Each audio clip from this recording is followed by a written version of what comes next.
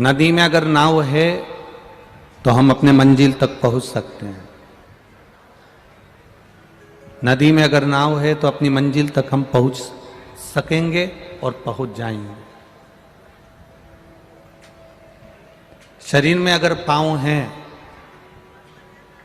तो हम अपनी मंजिल तक पहुंच सकते हैं, हम अपनी मंजिल तक जा सकते हैं। और अगर हृदय में मेरे महादेव के प्रति भाव है तो हम महादेव के चरणारविंद तक जा सकते हैं, ये निश्चित है।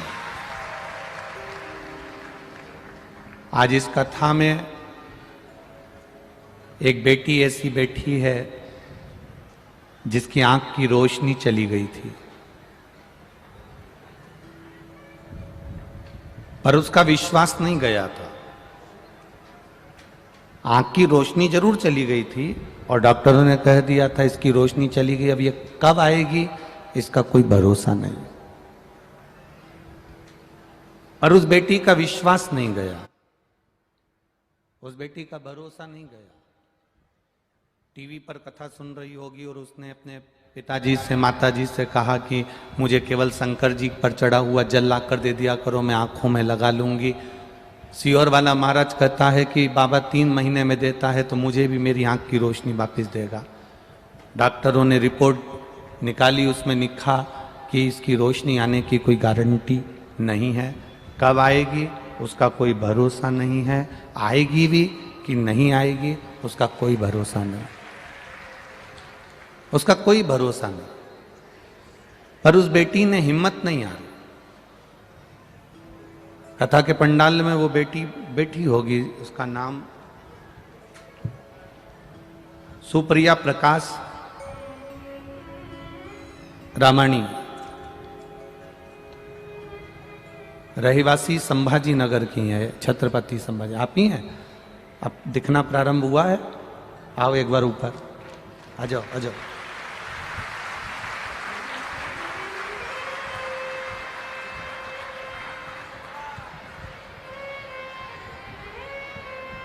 जिस बेटी की आंख की रोशनी चली गई हो और डॉक्टर भी कह दिया हो कि अब इसका कोई भरोसा नहीं कि नेत्र आएंगे कि नहीं आएंगे, नेत्र आएंगे कि नहीं आएंगे, इसका कोई भरोसा नहीं।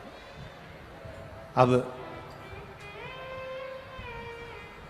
एक बार ताली बजाओ, अपनी आंखों से देखती देखती बच्ची यहां पहुंची है। रोइए मत, अब तो बाबा ने आंखें दे दिया। जाओ दुपट्टा दे, दुपट्टा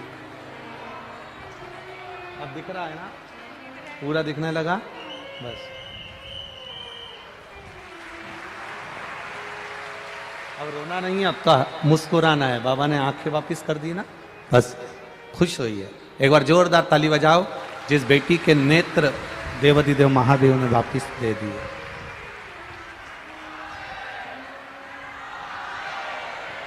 ये शिव है। सारे डॉक्टरों की रिपोर्ट, इस बेटी ने एक एक रिपोर्ट को, हॉस्पिटल की एक एक रिपोर्ट को लगाया है और एक एक रिपोर्ट को लगाया और बाबा की कृपा हुई। ये शिव कृपा ही है। खाली न जाता कोई दर से तुम्हारे, मैं भी खड़ी हूँ पसारे, अपने हृदय से लगा लो, लगा लो, गिरी जा रहे हो, उठा लो, उठा लो, भोले अपने दर से अब तो न टारो, गिरी जा रहे हो, उठा लो, उठा लो। शिव कथा, शिव कृपा आपके विश्वास से है।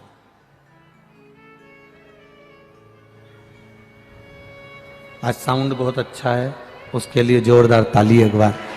बहुत सुंदर व्यवस्था, इतनी हवा तूफान होने पर भी साउंड व्यवस्था अच्छी रखी। साईनाथ को बहुत बहुत बधाई।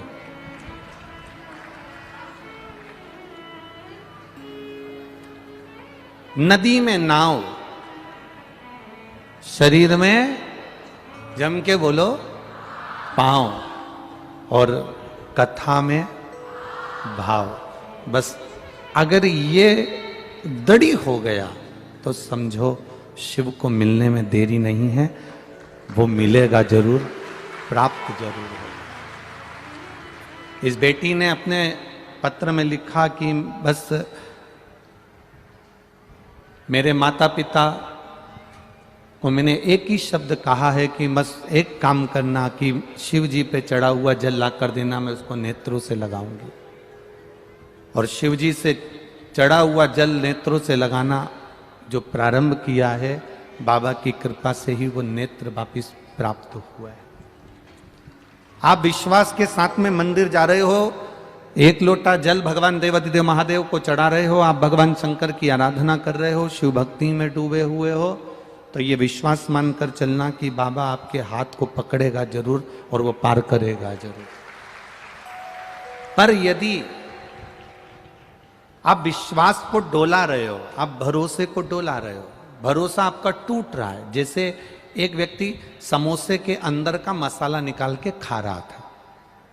कुछ लोग ऐसे भी होते हैं इस व्यक्ति के जैसे। एक व्यक्ति समोसे के अंदर का मसाला निकाल कर खा रहा था।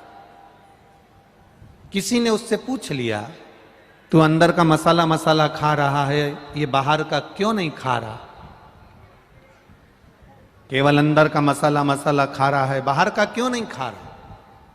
उसने कहा, मैं बीमार हूं, डॉक्टर ने मना करा है, बाहर का नहीं खाना है। अंदर का खा गया, बाहर का छोड़ दिया। मैं बीमार हूं, डॉक्टर ने मना करा है कि बाहर का नहीं खाना है। हम भी ऐसे ही हैं। संसार के कुछ लोग ऐसे हैं कि भगवान के मंदिर जरूर जा रहे हैं, भगवान का भजन जरूर कर रहे हैं, पर बाहर से भगवान का भजन कर रहे हैं, भीतर से उनका भजन नहीं हो पा रहा। मस्तक पर त्रिपुंड लगा लेना, चंदन लगा लेना, गले में रुद्राक्ष की माला पहन लेना, गले में रुद्राक्ष धारण कर लेना, और मालूम पड़े कि बहुत कपड़े भी चेंज कर लेना, कपड़े भी बदल लेना, और सोचा कि भगवान मिल जाए, तो भगवान ऐसे नहीं मिलता।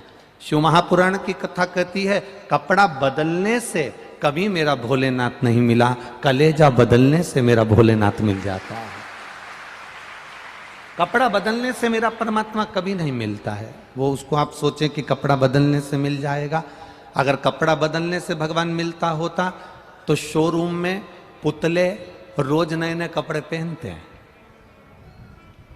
बड़े बड़े शोरूम देखिए, छत्रपति संभाजी नगर में इतने बड़े बड़े शोरूम हैं। हम जहाँ पर आदरणीय प्रदीप जी जायसवाल विधायक जी के यहाँ ठहरे हैं, उनकी गली से बाहर निकलो तो बड़े बड़े शोरूम मिलते हैं जहाँ पुतले खड़े हैं, पुतले को एक से बढ़कर एक कपड़े पहनाए गए। अगर कपड़ा बदलने से परमात्मा मिलता होता तो शोरूम में रोज पुतला कपड़ा बदलता है, सबसे पहले भगवान उसी को मिलता। पर कपड़ा बदलने से भगवान नहीं मिला, महंगे कपड़े पहनने से परमात्मा नहीं मिला, बहुत अच्छे वस्त्र धारण करने से परमात्मा नहीं मिला। परमात्मा के मिलने का साधन केवल उसका भाव, उसका विश्वास, उसकी दृढ़ता है।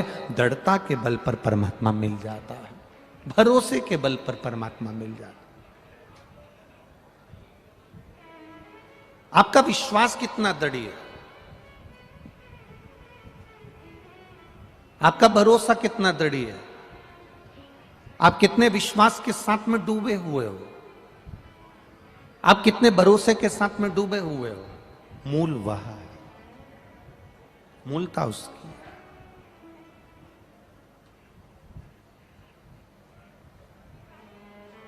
महाराज,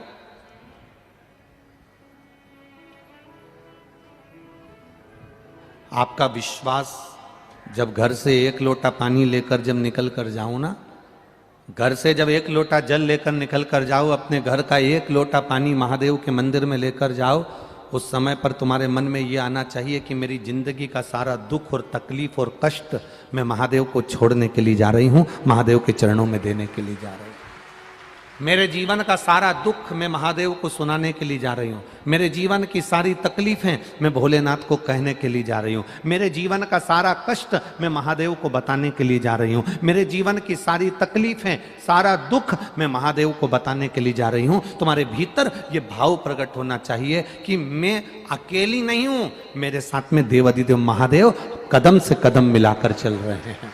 मैं अकेली नहीं हूं।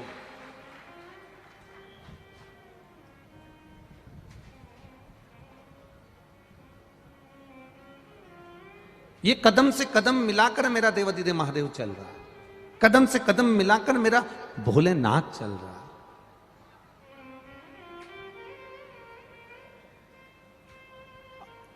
पांडव जुआ खेलने बैठे, चौसर खेलने बैठे, और पांडव जुआ खेलने के लिए बैठे, चौसर खेलने के लिए बैठे, और उनके जुआ खेलते खेलते खेलते खेलते खेलते खेलते सब कुछ हार गए, सब कुछ।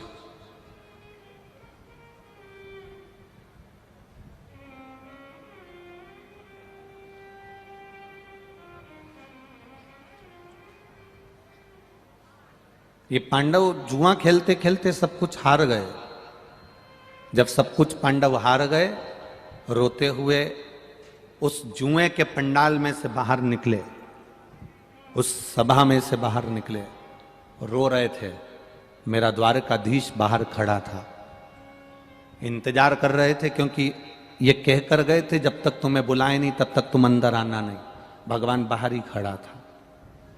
द्रौपदी ने पुकारा था इसलिए अंदर आया था, और चीर बढ़ाकर वापस बाहर चले गया। रो रहे हैं पांडव। युधिष्ठिर की आंख में जल भरा हुआ है, अर्जुन की आंख में जल भरा हुआ है, भीम, नकुल, सहदेव सब रो रहे हैं। द्वारकाधीश देखे और द्वारकाधीश ने पूछा, तुम रो क्यों रहे हो? क्या हो गया जो रो रहे हो? हम सब कुछ हार गए, अब हमें वन जाना पड़ेगा। यह खबर माता कुंती के कानों में पहुंच गई। महाभारत का चरित्र कहता है जब माता कुंती के कानों में शब्द पहुंचा तो माता कुंती ने, माता कुंती द्रौपदी के पास गई और द्रौपदी से कहती है कि मेरे परिवार के लोगों ने तेरा चीर खींचा, मैं तुझसे क्षमा मांगती हूं। माता द्रौपदी ने कहा, आप क्षमा मत मांगो मां, भाग्य में कहीं लिखा होगा तो ये भोगना पड़ा है, कर्म का दंड भोगना पड़ा है। क्या करा था ऐसा इस द्रौपदी ने जो उसके चीर को खींचा गया? केवल एक गलती कर गई थी द्रौपदी। पूर्व समय में एक संत स्नान करने के लिए गंगा जी में गए, और गंगा जी में जब संत गए तो उनके कपड़े इसने चुरा लिए, खींच लिए और उसको छुपा दिए। संत कपड़े को ढूंढते रहे, बिलखते रहे। तन का वस्त्र संत का ले गई और संत का वस्त्र ले गई, और वो संत ढूंढते रहे ढूंढते रहे ढूंढते रहे। एक बात अपनी जिंदगी में उतार कर रखना, ले जाने वाले, फिर निवेदन करूंगा, चोर गले की चेन उठा कर ले जाता है, चुरा कर ले जाता है, मोबाइल 50-50 हजार का, 1-1 लाख का, 70 हजार का, 20 हजार का, 10 हजार का चुरा कर ले जाता है। गले का मंगलसूत्र 25-50 हजार, 1 लाख का चुरा कर ले जाता है। बैग 25-50 हजार का चुरा कर ले जाता है। जितने चोर आज तक चोरी करते रहे उन्होंने कोई प्रमोशन नहीं करा, वो चोटे की चोटी रहे। उन चोरों ने कोई प्रमोशन नहीं करा, वो पहले भी चोर थे और जम के बोलो आज भी चोर हैं। जिनके गले की चेन चली गई, मंगलसूत्र चले गया, बैग चले गया, भगवान की कृपा से उसने फिर मेहनत करी और मेहनत कर कर वो चेन, मंगलसूत्र और बैग फिर ले आया। पर चोटा ही रिया, वो अभी तक प्रमोशन नहीं कर पाया। वो जैसा था वैसा की वैसा ही है। किसी का बैग ले भी गए, किसी का सामान मिल भी गया, किसी का मोबाइल मिल भी गया। जरा विचार करना, 5-10 हजार का मोबाइल ले भी जाओगे ना तो घर में रखा हुआ 10,000 से ज्यादा वो लेकर चले जाता है। आप किसी का सामान लेकर चले गए, वो आपसे आपके घर का रखा हुआ धन लेकर चले जाएगा, वैभव लेकर चले जाएगा, सब कुछ चले जाता। एक गलती द्रौपदी से हो गई थी कि उसने संत स्नान कर रहे थे और उनके कपड़े उठा लिए थे पूर्व जन्म में, और उसका भोग द्रौपदी को यह भोगना पड़ा कि उसको भरी सभा में लोग उसके परिवार के, उसके देवर आदि उसका चीर खींच रहे। हमारे कर्म का दंड हमको भोगना पड़ता है, हम जैसा कर्म करेंगे उसके अनुसार हमको भोगना ही है। आप अच्छा कर रहे हैं, आपको अच्छा मिलेगा। कर्म का दंड हमें भोगना है, हम भोगेंगे। माता कुंती ने हाथ जोड़कर कहा द्रौपदी से, मैं क्षमा चाहती हूं। द्रौपदी कहती है, नहीं, ये आपकी गलती नहीं है, आपके परिवार की गलती नहीं है, ये मेरे पूर्व कर्म की गलती है, जो मैंने पूर्व में किया होगा आज मैं वो भोग रही हूं। अपने कर्म को हम भोग रहे हैं। मत बुरे कर्म कर बंदे वरना पछताएगा, भगवान की आंखों से तू बच नहीं पाएगा, तू बच नहीं पाएगा। अरे ओ अज्ञानी मत कर नादानी, अरे ओ अज्ञानी मत कर नादानी।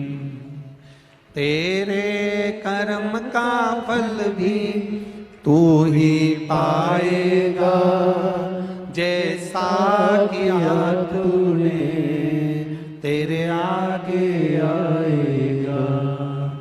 मत बुरे कर्म कर बंदे वरना पछताएगा, भगवान की आंखों से तू बच नहीं पाएगा, तू बच नहीं पाएगा। आपने जैसा दिया है वैसा आपको मिलेगा, आप जैसा करेंगे वैसा आपको प्राप्त होगा। आप अगर भोलेनाथ बाबा, एक सहज बात है, कथा में बैठ के आप करते क्या हो? शंकर जी को याद करते हो। आप अगर शिव जी को याद कर रहे हो तो शंकर भगवान भी तो पार्वती के पास बैठकर आपको याद कर रहा होगा।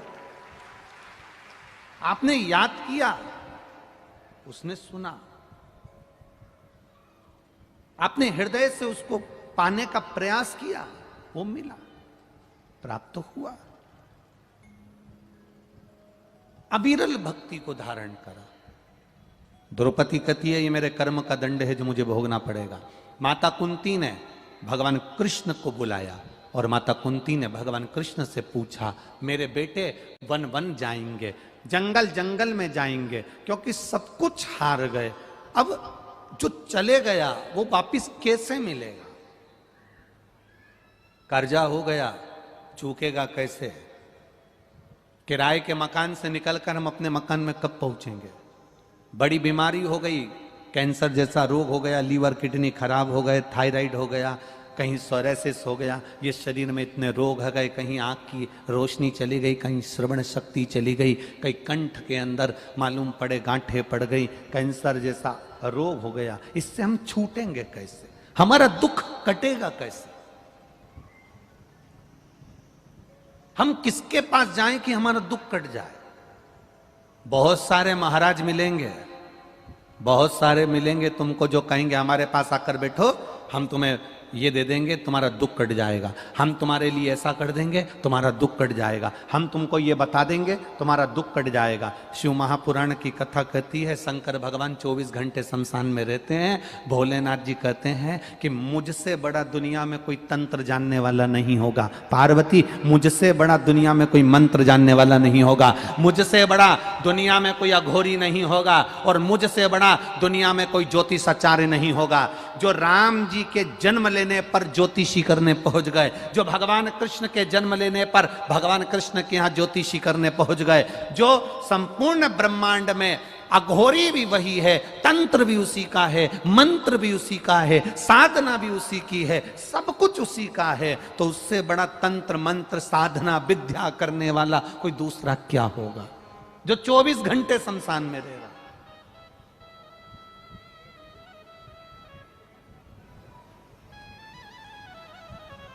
हिंदू धर्म के, सनातन धर्म के प्रसिद्ध मंदिरों में केवल एक मंदिर ऐसा है जिसके सामने शंकर के शिवलिंग के सामने नंदी नहीं है।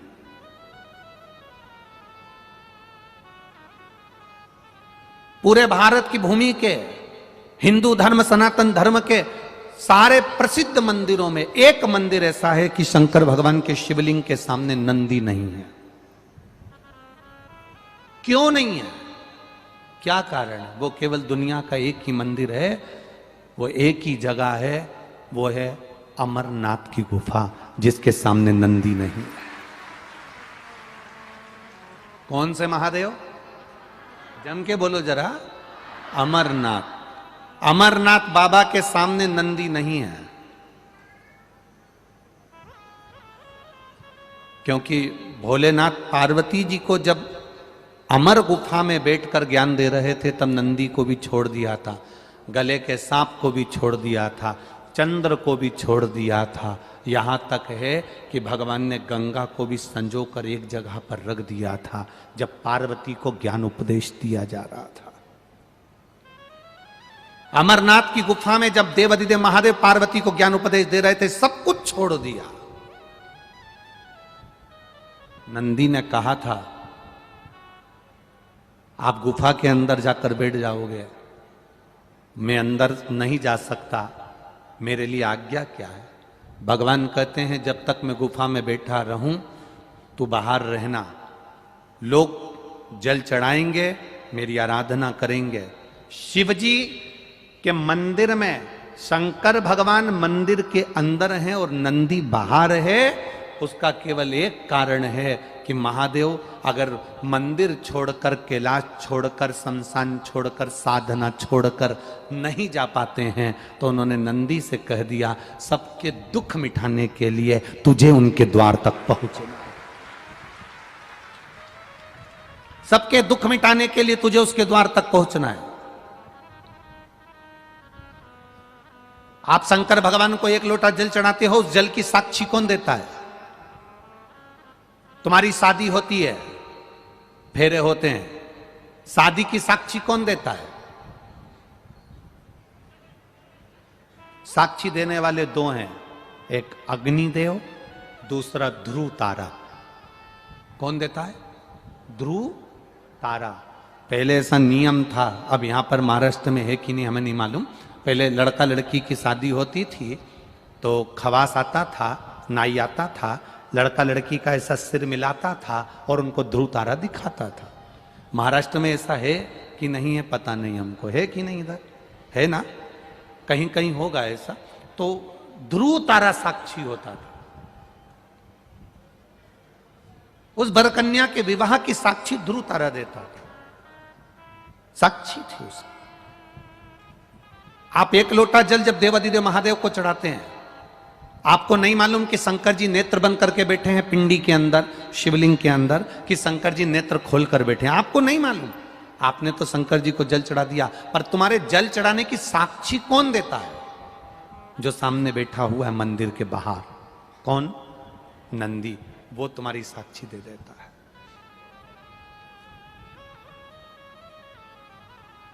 ये वापिस गई हुई सत्ता कैसे मिलेगी? गया हुआ बेबहू कैसे मिलेगा? हमारा दुख कैसे कटेगा?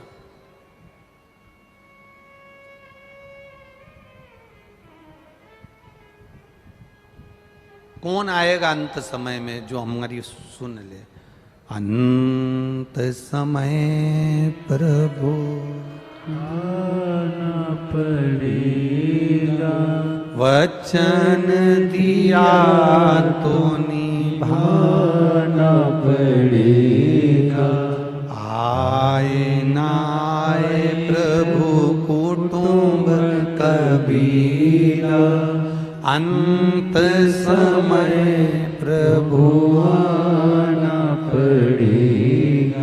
वचन दिया तो निभाना पड़ेगा। कोई आएगा कि नहीं आएगा, पर जिसको तुमने एक लोटा जल चढ़ाया है, एक बेलपत्र देवाधिदेव महादेव को समर्पित करी है, कुछ उससे दिल से कहा है, वो आएगा। बहुत सारे लोग मिलेंगे जो कहेंगे हमारे पास बैठो, हम तुम्हारा दुख मिटा देंगे, हम तुम्हारी तकलीफ मिटा देंगे, हम तुम्हें एक भभूति दे देंगे, हम तुम्हें एक बेल दे देंगे, हम तुम्हें एक नरियल दे देंगे, हम तुमको ये दे देंगे, हम तुमको वो दे देंगे, तुम्हारा दुख मिट जाएगा। पर ईमानदारी से बोलना, संसार में दुख मिटाने की सामर्थ्यता किसी में नहीं है, वो मिटाने की सामर्थ्यता केवल एक देवाधिदेव महादेव में है, बाकी तो किसी में नहीं। सियोर वाला महाराज तुमसे कह दे कि मैं तुम्हारा दुख मिटा दूंगा तो बहुत कठिन बात है। हमारा दुख मिटाने वाला भी देवाधिदेव महादेव है, तो तुम्हारा दुख भी मिटाने वाला देवाधिदेव महादेव। संसार में जन्म लिया है तो दुख पीछा नहीं छोड़ता।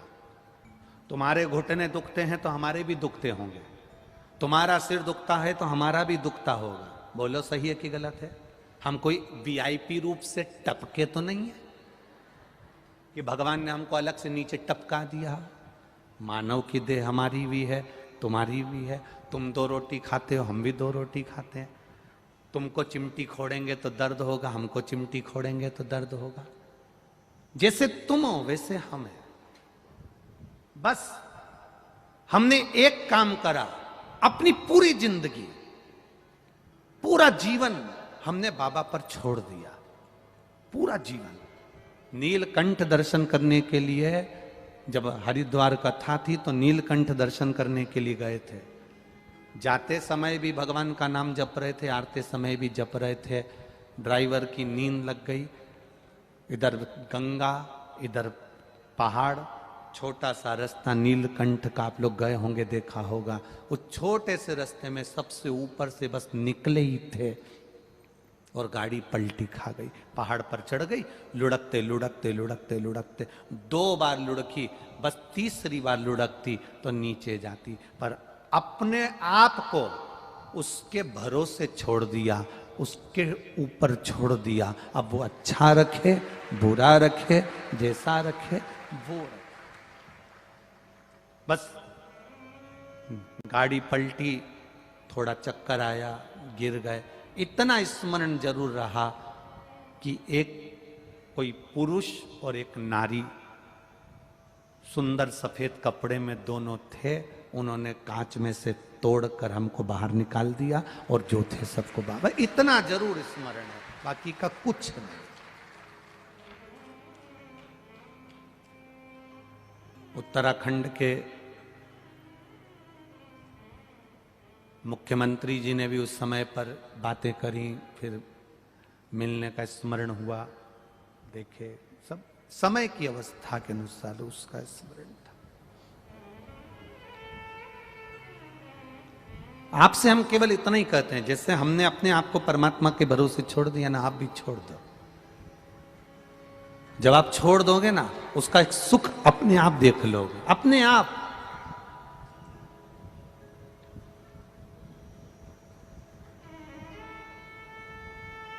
जिसके पिता चने का ठेला लगाते हो, दुनिया भर में धक्के खाते हो, 50 रुपए कमा कर घर लेकर आते हो और उसमें से भी कहीं कोई गाय ठेले पर मुंह मार दे और उसमें से भी चने चले जाएं, जरा विचार करिएगा उसकी गति क्या होती हो। जो ललाट पर लिखा उसे कोई नहीं टाला, पर ललाट पर लिखे हुए को टालने वाला और पलटने वाला, ब्रह्मा जी का काम है भाग्य लिखना, देवताओं का काम है भाग्य लिखना, पर केवल एक ऐसा है देवाधिदेव महादेव जो भाग्य को पलट देता है। तुम्हारे दुख में सुख को पलट देगा, दुख की घड़ी को काट देगा और सुख सामने लाकर छोड़ देगा।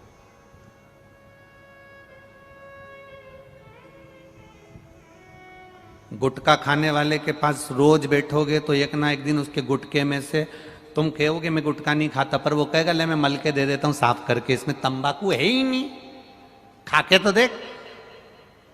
4-6 महीना 8 महीना गुटखा खाने वाले के पास बैठना, एक कटका तुम्हारे मुंह में जरूर जाएगा। बोलो सही है कि गलत है?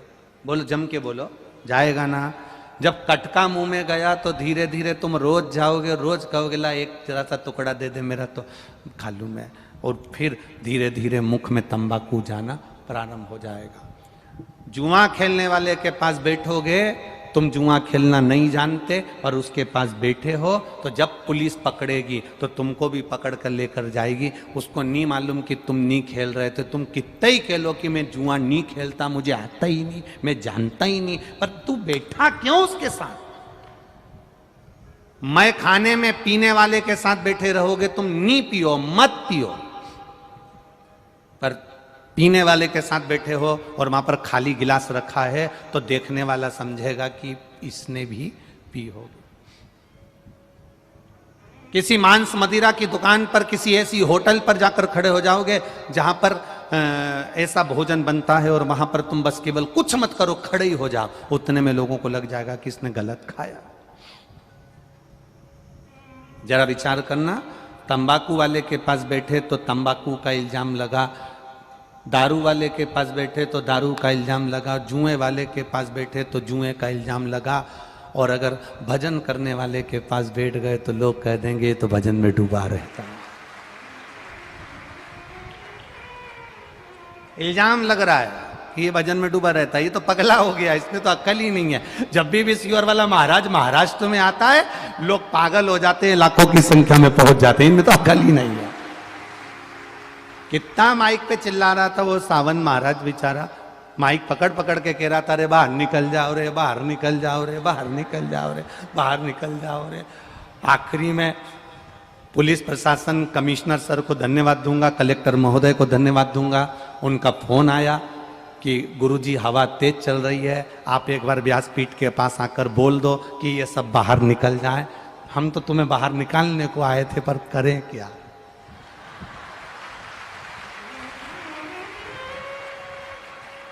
एक बार कलेक्टर महोदय और कमिश्नर महोदय, एसडीएम, सबके लिए जोरदार ताली बजा, बहुत बहुत साधुवाद। कितनी फिकर है आपकी। उन्होंने फोन कर कर बोला कि आप आकर बोल दो, इन लोगों को बाहर निकाल दो, पानी आ जाएगा, हवा चल रही है, तेज चल रही है, सब कुछ हो रहा।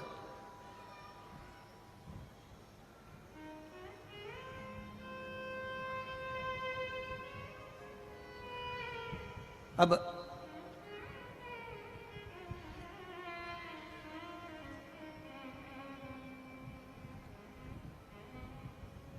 दो बड़ी मुश्किल से टलते हैं। कौन? दो। एक जो मदिरा की दुकान पर मदिरा पी लेता है ना, वो एक जगह खड़ा रहता है ना, उसको टालवाना मुश्किल है। उसको धक्का मारो तो नीचे, नशे में दो नीचे, फिर उसको पकड़ के छोड़ आओ, वापिस से जाए नीचे, उसको फिर धक्का मारो ना तो फिर नहीं जाए। ये दो पिए हुए बड़ी मुश्किल से टलते हैं। एक मदिरा पिया हुआ बड़ी मुश्किल से टलता है, और एक शिव महापुराण सुना हुआ बड़ी मुश्किल से टलता है। टलता ही नहीं है। वो बेचारा कब से चिल्ला रहा सावन महाराज कि सावन महाराज कब से कह रहे कि पंडाल खाली कर दो, हवा चल रही है, छोड़ दो, जाओ जाओ जाओ। एक वीडियो में भेज दिया, उसमें कई गुरुजी ये तो जा ही नहीं रहे, और अपना बैग रख रख के पसर गए। अरे जा ही नहीं रहा।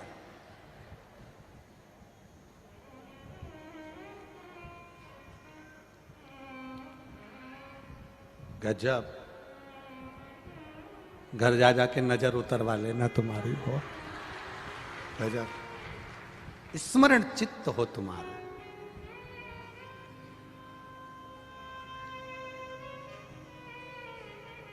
कोई की सामर्थ्यता नहीं कि तुम्हारे दुख को काट दे।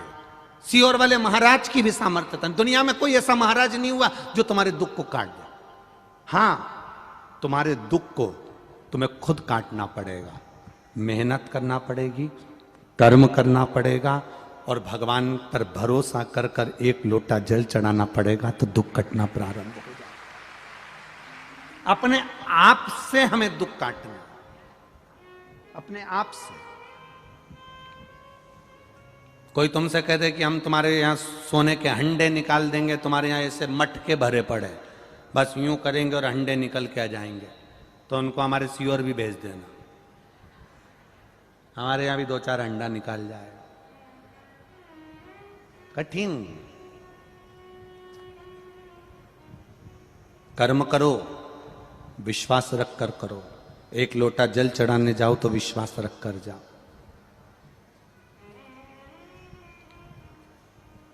परमात्मा को क्या चाहिए तुमसे? केवल तुम्हारा किया गया भजन।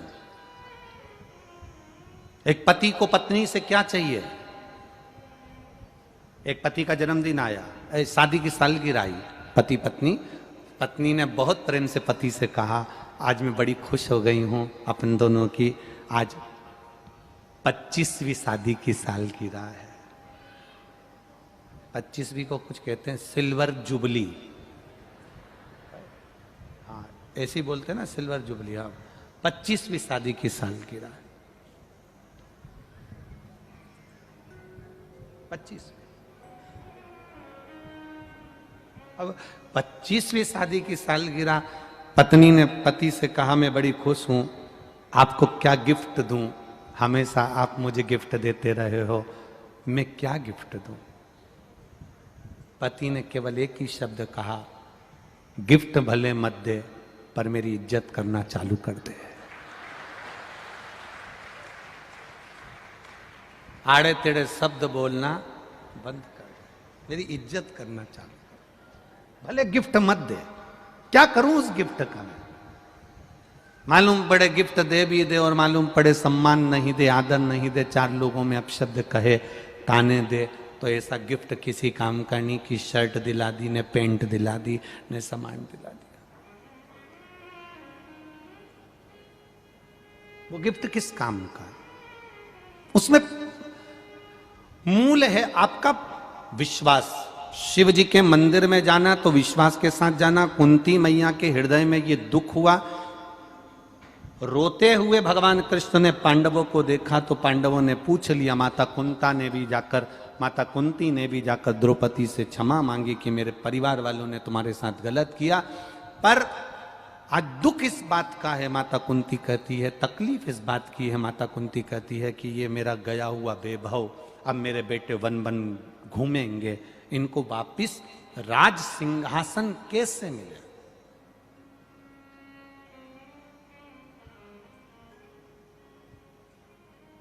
ये 100 हैं कौरव और पांडव 5। कौरव 100, पांडव 5।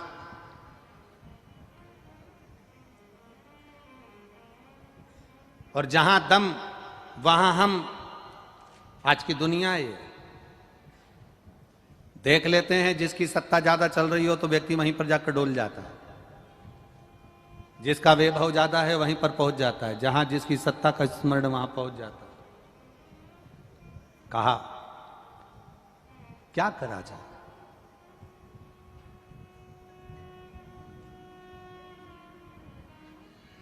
भगवान कृष्ण ने पांडवों को बुलाया और पांडवों को बुलाकर कहा कि यह काम चालू करो,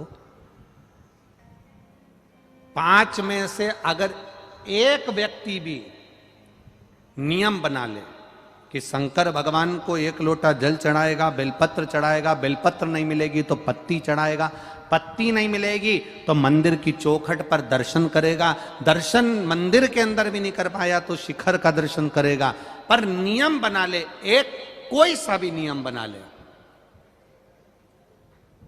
नियम बनाने वाले को भगवान जल्दी से जल्दी दे देता। नियम बना, हमने आपसे केवल एक नियम बनाने का कहा कि रोज शिव जी के मंदिर में 1 लोटा जल चढ़ाओ। नियम बनाया ना तुमने? अगर नियम बनाना प्रारंभ करा, जैसे उस बेटी ने लिखा मेरी आंख चली गई, डॉक्टर ने कह दिया ये आएगी नहीं आएगी पता नहीं, पर उसने अपने पापा मम्मी का नियम बनवा दिया कि तुम मंदिर जाओ मेरे लिए जल लाओ, मंदिर जाओ जल लाओ, रोज कहती है, रोज वो जल लेकर आते, तो उनका नियम बन गया तो बेटी के नेत्र आ गए। उसी तरह हम नियम बना लें कि भगवान के मंदिर तक जाना है, नियम बनाने वाले का भगवान हाथ पकड़कर रख ही लेता है। नियम अगर आपने बनाया, एक व्यक्ति भगवान को नहीं मानता था, भगवान को कभी नहीं मानता था, और उसने एक प्रवचन में सुन लिया कि एक नियम बना लो, भगवान तुम्हारे मन की मनोरथ पूर्ण कर देगा, अभिलाषा पूरी कर देगा। अब उस व्यक्ति ने क्या नियम बनाया? ना मंदिर जाने का नियम बनाया, ना भगवान को जल चढ़ाने का नियम बनाया, ना सूर्य को प्रणाम करने का, ना माता पिता को प्रणाम करने का, ना किसी को आदर करने का, कोई नियम उसने नहीं बनाया। केवल एक नियम बनाया उसने। कौन सा? मेरे पास में एक कुम्हार रहता है, बर्तन बनाने वाला, मटका बनाने वाला, रसोई बनाने वाला, एक मटकी बनाने वाला, मिट्टी के पात्र बनाने वाला कुम्हार रहता है। मैं सवेरे से सबसे पहले उठूंगा तो उसका मुंह देखूंगा, केवल उसका मुख देखूंगा।